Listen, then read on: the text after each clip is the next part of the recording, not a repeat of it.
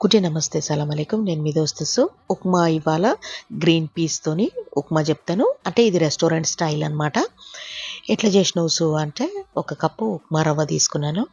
దాని తర్వాత తాలింపుకు జీలకర్ర, ఆవాలు, శనగపప్పు, మినప్పప్పు, 1 ఇంచు అల్లము, కొంచెము అంటే ఒక పచ్చిమిరపకాయ తీసుకొని దంపి పెట్టుకున్నాను.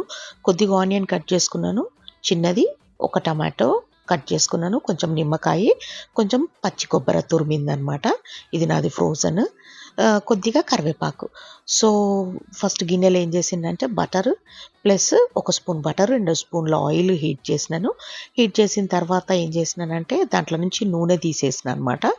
హాఫ్ నూనె తీసి పక్కన పెట్టేసుకున్నాను. హీట్ చేసిన నూనె దాంట్లో తాలింపు గింజలు వేసేసి, దాని తర్వాత ఈ అల్లము, పచ్చిమిరపకాయ క్రష్ చేసింది వేసి, ఆనియన్స్, ఫ్రోజన్ పీస్ కొన్ని వేసి దాన్ని సాటే చేసి, ఈ ఉప్మా రవ్వ వేసి, కొంచెం ఉప్పు వేసేసి, తర్వాత టమాటా వేసినాను. టమాటా వేసి దాన్ని మంచిగా సాటే చేసేసుకొని, అది మంచిగా సాటే అయినాక దాని లోపల వేడి నీళ్ళు పోసిన రెండు అంటే 1 గ్లాసు రవ్వ తీసుకున్నా కాబట్టి 2 గ్లాసుల వేడి నీళ్ళు పోసేసి, ఈ పచ్చి కొబ్బరి తురుము ఉంది కదా, ఇది పైకెళ్ళేసేసి మధ్యలో ఒక చిన్న చిన్న గుంటల్లాగా చేసేసి, ఈ ముందు తీసిన నూనె ఉంది కదా, ఆ నూనెనన్నిటిని ఆ గుంటలలో మధ్యలో పోసేసి మూత పెట్టేసేసి ఒక 5 నిమిషాలు మంచిగా స్టీమ్ కానిచ్చి దింపినాక కొంచెం నిమ్మకాయ పిండేసినాను. చక్కెర కావాలంటే కొంచెం చక్కెర కూడా చల్లుకోవచ్చు.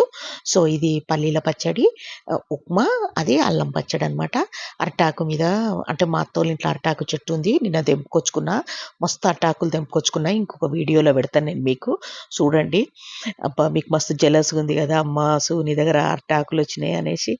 అరే చూపిస్తానబ్బా, ఫ్రిడ్జ్‌లు ఉన్నాయి, మళ్ళీ చూపిస్తా మీకు. కట్ చేసి పెట్టుకున్నా. ఎంత యమ్మీగా ఉంటుందంటే రెస్టారెంట్ స్టైల్‌లోనే ఉంటది. ఈ ఉప్మాని ఎవరు బీట్ చేయలేరు. అది నేను మాత్రం 100% గ్యారంటీ ఇస్తున్నా. నేను చేసినట్టే చెయ్యండి. కానీ మీరు ఇంకా నాకంటే మంచి కుక్స్ అన్న సంగతి నాకు తెలుసు. కానీ